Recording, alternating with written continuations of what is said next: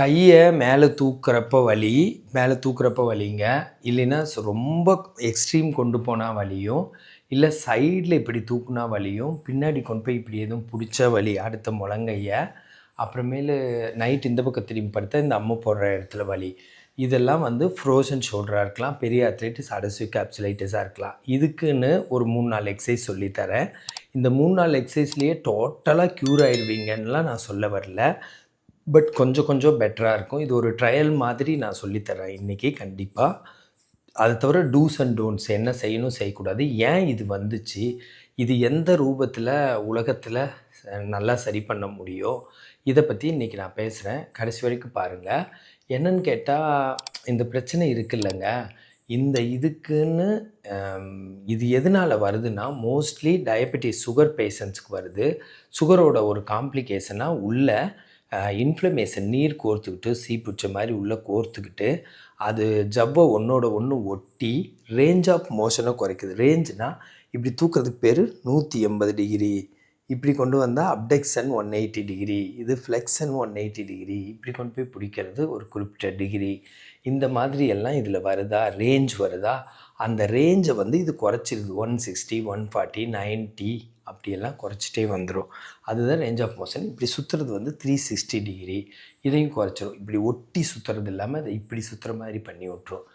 இது வந்து நீர் கோர்த்து அப்புறம் ஜவ்வு ஒன்றோட ஒன்றையும் ஒட்டி நடக்குதா. இதுக்கு ட்ரீட்மெண்ட் என்னப்பானா ரொம்ப சிம்பிள். அந்த இடத்துல எக்ஸசைஸ் பண்ணி ரத்த ஓட்டத்தை அதிகப்படுத்தி லோக்கலாக போய் சேர்ந்துருக்கிற நீரை ஜென்ரல் சர்க்குலேஷனில் கலக்க விட்டுறணும். லோக்கல் சர்க்குலேஷனில் போய் ஒளிஞ்சிட்ருக்குது. ஜென்ரல் சர்க்குலேஷன்னா உடம்புல இருக்கிற ரத்தத்தோட கலக்க விட்டோம்னா ரத்தம் டெய்லி பல வகையான கழிவை சுத்தம் பண்ணுது. எப்படி கெட்ட ரத்தம்லாம் வந்து வெயின் வழியாக சிரை வழியாக போய் லங்ஸுக்கு போய் நல்ல ரத்தமாக மாற்றி சுத்தம் பண்ணி நம்ம ஹார்ட்டுக்கு வந்து ஹார்ட்லேருந்து நல்ல ரத்தமாக வெளியில் போகுது. அது வந்து தமனி, அது ஆர்ட்ரி. ஸோ இந்த ப்ராசஸை ரத்தமே பண்ணி அதையெல்லாம் லிம்ஃபேட்டிக் ட்ரைனேஜ் நிறைய ட்ரைனேஜ் வழியாக வெளியே அனுப்பிச்சிடும். இதுதான் அந்த நீரை வெளியில் ஏற்றுறதுக்கு. அப்புறம் அந்த பிடிச்சிருக்கிறது என்னென்ன பண்ணணும்னா பிச்சு விடணும், அவ்வளோதான். இப்போது நார்மலாக இருக்கிற இதை போட்டு யாராச்சும் திருவி பிச்சு விட்டாங்கன்னா அதுக்கு பேர் வேறு பிச்சு விட்றது, அது பிரச்சனை வந்துடும். இப்போது தேவையில்லாமல் பிடிச்சிருக்கிறத பிச்சு விட்டால் நல்லது நடக்கும். இந்த இடத்துல பிச்சு விட்றது நல்லது நடக்கும். சரி, பிச்சு விட்றதுல எப்படின்னா, பிச்சு விட்றதுன்னு சொல்லிவிட்டு உங்களை பிடிச்சி டெய்லி கிளினிக்கில் ஐயோம்மா ஐயோம்மா ஐயோம்மான்னு கத்துற அளவுக்கு அமுத்துனா எப்படி தாங்குவீங்க? அந்த பெயின்னால் ஒரு ஸ்ட்ரெஸ் வந்து பிபி ரைஸ் ஆகி என்னென்னமோ கெட்டது நடக்கும். அந்த மெத்தட் சரி வராது. அந்த மாதிரி பண்ணாலும் நீங்கள் வரமாட்டீங்க, அடுத்த நாளே வராமல் போயிடுவீங்க. அப்புறம் எப்படா பிச்சு விட்றதுனா ஒரு சூப்பர் மெத்தட் இருக்குது. Low resistance high repetition.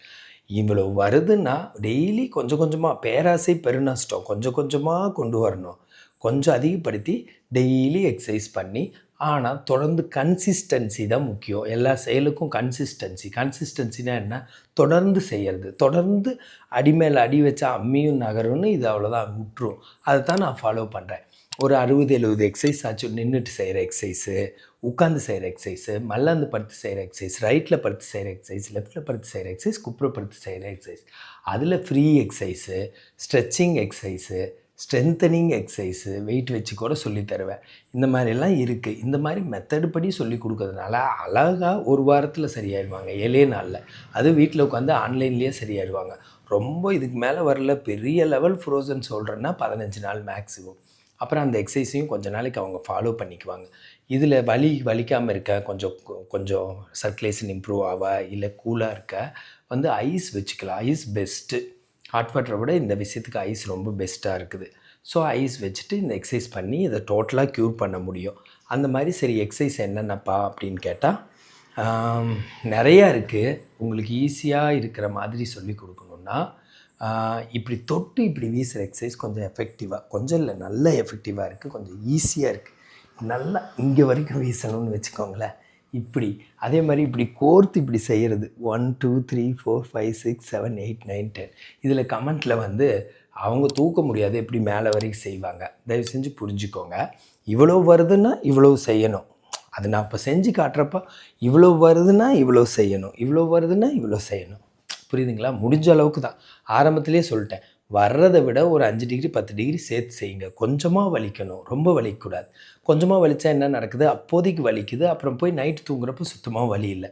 தொடர்ந்து செய்கிறப்போ 3-4 நாளில் இருக்கிற பெயின் எல்லாம் போய் ரேஞ்ச் ஆஃப் மோஷன் டெய்லி அதிகமாகிட்டே வருது. புரியுதுங்களா?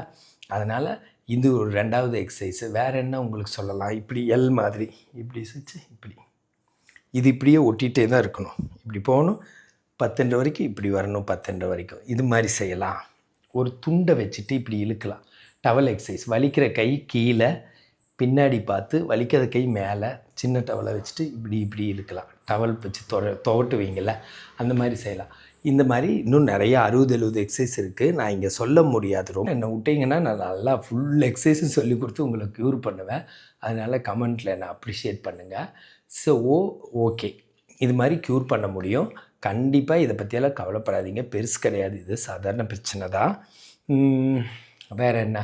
ஓகே, இந்த மாதிரி ஹெல்த் டிப்ஸ் வேணும்னா என்னை ஃபாலோ பண்ணுங்கள். ஃபிசியோதெரப்பி கன்சல்டேஷன் வேணும்னா எனக்கு கால் பண்ணுங்கள். ஃபிசியோதெரபிஸ்ட் எனக்கு கால் பண்ணுங்கள்.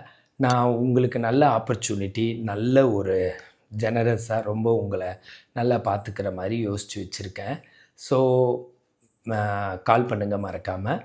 நான் பிரகாஷ், ஃபிசியோதெரபிஸ்ட்.